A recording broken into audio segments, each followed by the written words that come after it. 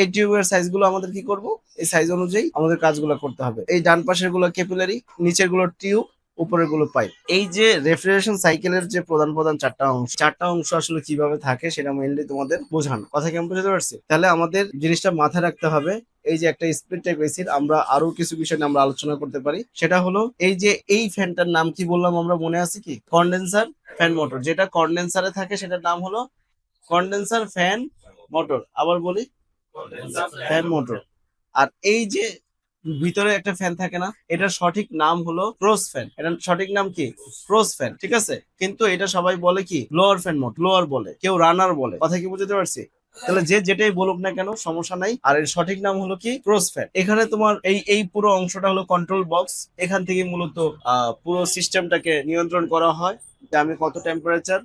আমরা এই যে এই জায়গায় যদি আমরা একটু দেখি, এই যে দেখো একটা ইভাপোরেটরের ভিতরে মূলত যেভাবে কাজ করতেছে আমরা এটা পরে দেখাচ্ছি। এটা হলো কি কন্ট্রোল বক্স, এখানে সেন্সর আছে, এটাকে বলা হয় রুম টেম্পারেচার সেন্সর। কি নাম বলা হয়? Room temperature sensor. এখানে একটা আছে পাইপ টেম্পারেচার। এই রুম টেম্পারেচার সেন্সরটার মূল কাজ হলো কক্ষের ভিতরে যে তাপটা আছে, কক্ষের ভিতরে যে তাপটা আছে সেই তাপটাকে নিয়ন্ত্রণ করা। যেমন তুমি রিমোট দিয়ে টেম্পারেচার সেট করছো কত, টেম্পারেচার সেট করছো 20°C, তুমি তাপমাত্রা সেট করছো, রিমোট থেকে সেট করছো। যখন এই সেন্সরটা বুঝবে যে এখানে রুমের ভিতরে 20°C তাপমাত্রা এসে পড়ছে, তখন সে কি করবে? কম্প্রেসার ইউনিটটাকে বন্ধ করে দিবে। বন্ধ করে দিলে তার ঠান্ডা হবে না, তাই না? তাপ শোষণ প্রক্রিয়া চলবে না। তারপর কি করলো? আবার যখন সে 21-22°C এসে পড়লো, তখন আবার কম্প্রেসার চালু করলো, আবার বন্ধ করলো।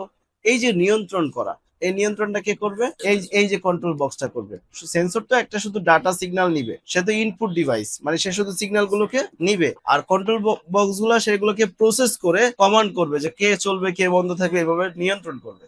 কথা বুঝতে পারছি? তাহলে আমাদের এই এসিটা যখন চলে এটাতে একটা স্প্লিট টাইপের এয়ার কন্ডিশনার। স্প্লিট মানে কি? স্প্লিট মানে হলো দ্বিখণ্ডিত, দুই ভাগে বিভক্ত, বিভক্ত। কথা কি বুঝতে পারছি? যেমন এই যে এই পুরাটা তো একটা এয়ার কন্ডিশনিং সিস্টেম, তাই না? পুরাটা, কিন্তু এটা ভাগ কয়টা? দুইটা। এটা একটা ইউনিট, এটা একটা ইউনিট। এই ইউনিটের নাম কি? Indoor unit. হ্যাঁ, আর এটা কি ইউনিট? Outdoor unit. তাহলে আমার এই যে ইনডোর ইউনিটটা আছে, এই ইউনিটটা কক্ষের ভিতরে থাকছে, এই ইউনিটটা কক্ষের বাইরে থাকছে। এখন মূল বিষয়টা হলো আমরা কিন্তু এগুলো নিয়ে কিন্তু এখন কাজ শিখাচ্ছি না, আমরা এগুলোর সাথে পরিচিতি হচ্ছে।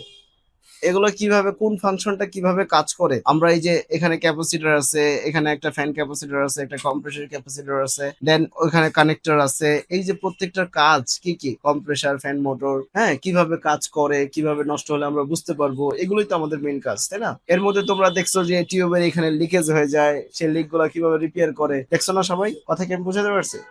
তাহলে আমাদের মূল যে বিষয়টা, এই মূল বিষয়গুলোকে আমরা ক্লিয়ারলি বুঝি। যদি আমরা ক্লিয়ারলি না বুঝি, তাহলে আমি যতই কাজ করি না কেন কোনো লাভ। এখন দেখো নর্মালি এই যে ক্রস ফ্যানটা যখন চলে, দেখো ক্রস ফ্যানটা যখন চলে এখান দিয়ে কিন্তু বাতাসটা ঢুকে কক্ষের ভিতর, তাই না? আমরা একটু পিছিয়ে যাই, দেখো এই যে ইভাপোরেটর টিউবটা, যে এই যে যখন তোমার একটু ভালো করে দেখো, উপর দিয়ে যে বাতাসটা যাচ্ছে সেটা কি? গরম বাতাস, তাই না? এখান দিয়ে গরম বাতাস যায় না? আর এখান দিয়ে যে বাতাসটা বের হয় ঠান্ডা বাতাস। তাহলে গরমটা গেল কোথায়? গরমটা কোথায় গেল? না, গরমটা এই টিউব গুলো শোষণ করে নিল।